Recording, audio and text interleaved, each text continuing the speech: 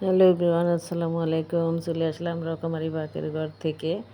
আজকে আমি একটু অন্যরকম করে পুঁই শাক রান্না করব। এইভাবে পুঁই শাকটা রান্না করে খেয়ে দেখবেন, খুবই কিন্তু মজার হয়। গরম গরম ভাতের সাথে খেয়ে দেখবেন, আর কোনো কিছুই লাগবে না। তাহলে চলুন আমি কিভাবে করছি সেটাই শেয়ার করি।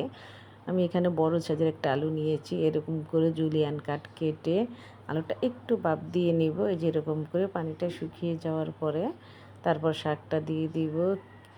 আলুটা দেওয়া সিদ্ধ হওয়ার কারণ হলো আলু এখন একটু সিদ্ধ হতে চায় না, আর আলুটা শাকের ভিতরে তেমন একটা সিদ্ধ হতেও পারে না, আর তখন আলুটা নরম হয় না। আলুটা শাকের মধ্যে একটু গলা গলা ভাব হলে ভালো হয়।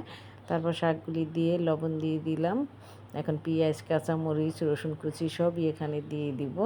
লবণ দিয়ে যে একটু নেড়ে নিচ্ছি, বেশ কিছু পেঁয়াজ কুচি দিয়ে দিচ্ছি। পেঁয়াজটা একটু মোটা মোটা করে দিবেন, আর শাকের ভিতরে সবসময়ই পেঁয়াজটা মোটা করে দিবেন। কাঁচামরিচ কুচিও এখানে দিয়ে দিচ্ছি, কিছু রসুন কুচিও আমি দিয়ে দিচ্ছি। শাকের ভিতরে সবসময় একটু রসুন পেঁয়াজ একটু বেশি না হলে কিন্তু খেতে ভালো লাগে না। বাগারের সময় তেলও একটু বেশি দিবেন। আশা করি রেসিপিটি আপনাদের ভালো লাগবে। ভালো লাগলে ভিডিওটি শেয়ার করে অন্যকে দেখার সুযোগ করে দিবেন। আমার চ্যানেলটি ঘুরে আসার অনুরোধ রইল। তারপর এভাবে অনেক নেড়ে রকমের নেবেন। রান্না আছে, এই যে দেখেন, আমি কিছুক্ষণের জন্য কিন্তু চাইলে ঢেকে আপনারা দেখে দিয়েছিলাম। আসতে পারেন। তারপরে এভাবে নরম হয়ে যাবে, সিদ্ধ সিদ্ধ করে নেবেন। এটা কিন্তু আমি পুঁই শাক দিয়ে করেছি। পুঁই শাক দিয়ে করতে পারেন, ডাঁটা শাক দিয়েও করতে পারেন, আপনি লাউ শাক দিয়েও করতে পারেন, যে এটা আপনার পছন্দ। আমার চ্যানেলে অনেক রকমের রান্নাই আছে, যদি আপনাদের ইচ্ছা হয় দেখে আসতে পারেন, ঘুরে আসবেন। আর যদি ভালো লাগে চ্যানেলটি সাবস্ক্রাইব করে পাশেই থাকবেন। আর যদি সাবস্ক্রাইব করা থাকে তাহলে অসংখ্য ধন্যবাদ। আশা করি আমার পাশেই থাকবেন, আমাকে এগিয়ে নিয়ে যেতে সাহায্য করবেন। তারপর কিন্তু শাকটা আমি বাটিতে তুলে নিয়েছি। তুলে নিয়ে প্যানে রসুন পেঁয়াজ কুচি দিয়ে দিচ্ছি। বেশ কিছু তেল দিতে হবে। শাকের ভিতরে কিন্তু একটু তেল বেশি দিতে হয়, শাকটা তাহলে নরম হয়, খেতেও ভালো লাগে।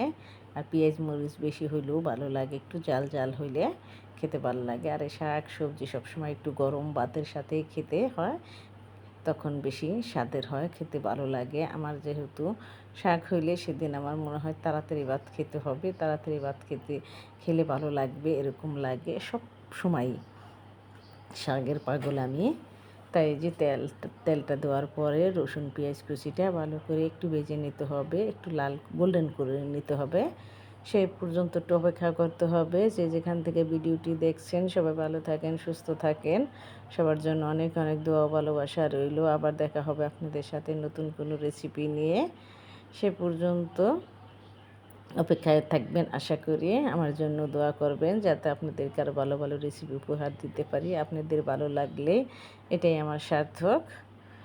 তবে অনুরোধ রইল আমার চ্যানেলটি সাবস্ক্রাইব করে পাশে থাকার জন্য। তারপর আমি এখানে একটা শুকনো মরিচও দিয়ে দিয়েছিলাম। শুকনো মরিচ বেশি ছিল না, আপনাদের কাছে থাকলে আর একটু বেশি করে দিবেন, তাহলে আরও বেশি ভালো লাগবে। শুকনো মরিচের ফ্লেভারটা কিন্তু খেতে খুবই ভালো লাগে। এই যে পেঁয়াজ আর রসুন কিন্তু গোল্ডেন কালার চলে আসছে, এরকম অবস্থায় আমি শাকগুলি ঢেলে দিব। ঢেলে দিয়ে ভালো করে তেলের সাথে নেড়ে চেড়ে নেবেন। জাস্ট হয়ে গেল। এই শাকটা দিয়ে কিন্তু আপনি ভাত খেয়ে দেখবেন, আর কিছু সাথে না হলেও কিন্তু আপনার হবে। এই যে দেখেন, আমি শাকটা কিন্তু তেলের সাথে দিয়ে দিচ্ছি, দিয়ে ভালো করে নেড়ে চেড়ে নেবেন। বুঝতেই পারছেন যে কীরকম পেঁয়াজ রসুন দিয়েছি। পেঁয়াজ রসুনগুলি কিন্তু দেখাই যাচ্ছে, একটু বেশি দিতে হবে, বেশি না হলে কিন্তু খেতে ভালো লাগবে না। বারবার কিন্তু বলছি একটু বেশি দিতে হবে, একটু তেলও বেশি দিতে হবে। তারপরে যে ভালোভাবে নেড়ে চেড়ে সব তেলের সাথে মিশিয়ে নেবেন। তারপর গরম গরম ভাতের সাথে খাবেন। আমাকে কমেন্ট করে জানাবেন। আশা করি রেসিপিটি আপনাদের ভালো লাগবে। আমার প্রত্যেকটা রেসিপি আপনারা সাড়া দিচ্ছেন, আপনাদের জন্য অনেক অনেক ভালো লাগছে, ভালোবাসা রইল। এভাবেই পাশে থেকে আমাকে এগিয়ে নিয়ে যাবেন। আপনাদের ভালোবাসাই আমি আজ এই পর্যন্তই আসছি। আপনাদের ভালোবাসা ছাড়া কিন্তু এখানে আসতে পারতাম না, সবই আপনাদের পাওয়া। আজকে এখানে বিদায় নিব, আবার দেখা হবে আপনাদের সাথে নতুন কোনো রেসিপি নিয়ে। এই যে এরকম শুকনা শুকনা যখন হয়ে যাবে তখন আপনি নামিয়ে নেবেন, এর চেয়ে কিন্তু শুকনা করতে যাবেন না। আল্লাহ হাফেজ।